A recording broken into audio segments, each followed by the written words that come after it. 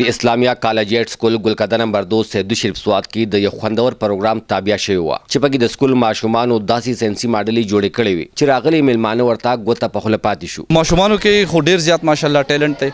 او زیاتره ماشومان چې دي هغه نه ما کوېسچنز چې دي هغه وکړل چې آیا دی کوم ماډل جوړ کړی دي داغه بیهایند چې کوم پرنسپلز دي پاغه پویږي کنه نو ټول چې ډیر کانفیډنټلی او ډیر کریکټلی چې دي هغه مال ریسپانس راکو او یقینا چې د دې کریډټ چې دي هغه د سر چې کوم کوششونه دي سر برکت صاحب شو سر امیر زاده صاحب شو نو ټیچر سټاف شو نو هغه ډیر زیات سټوډنټ سره چې دي آی تھنک ځان کړولای دي او داغه د ریزلټس یا داغه فروټس چې دي هغه موږ ته مخامخ دي چې سټوډنټس چې دي ماشاءالله ډیر کانفیډنټلی او ډیر پاغي کانسپټ چې دي پاغي باندې پوهه دي.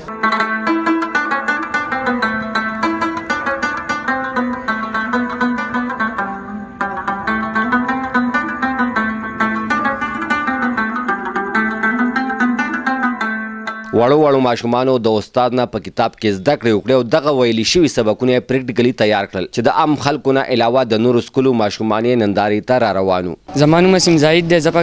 اسلامیہ کالجیټ سکول سیسټم کې سبق وایم. زه کلاس 7 کې یم. زما نن هولوګرام جوړ کړی او هغه مونږ ټیسټ کوو. هغه ټولو کم ګیسټ راغلي وو هغه ټولو ډېر خوښ شو. هغه ډېر زیات خوشحاله شو زما نه.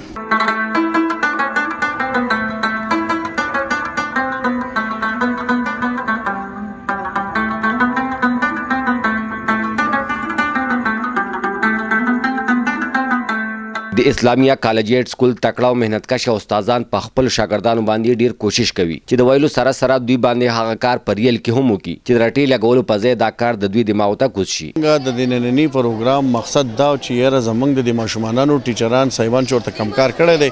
چیرې د دې کانسپچولی مطلب دا چې دی هغې باندې کلیري نن سبا مطلب دا ډېر زیات ماشومان چې کوم دي هغه رټې لګوي. رټه سیسټم ډېر زیات سټارټ دی نو هغه چې بیا کله دا ماشومانان دی خو په میټرک کې نمبر واخلي او مطلب دا بیا چې مخکې لاړ شي کله چې دی بیا ان ټي اس یا د ایټا ټیسټ یا مختلف ټیسټونه ورکوي نو په هغې کې چې کوم دي نو دی بیا فیل کېږي. د هغې غټه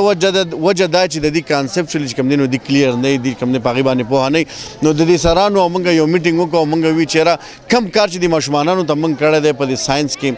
یا په دې مختلف مضامینو کې راشي چې دا په دې ماشومانانو باندې دا کار پریکټیکلی وکړو نو الحمدلله هغه مطلب دا چې په هغې کې نن موږ وکړو پریکټیکل زموږ ماشومان په هغې کې مطلب دا چې پاس شو او په هغې کې چې کوم دی نو مطلب دا چې 100/100 هغه مارکس واخیستلو.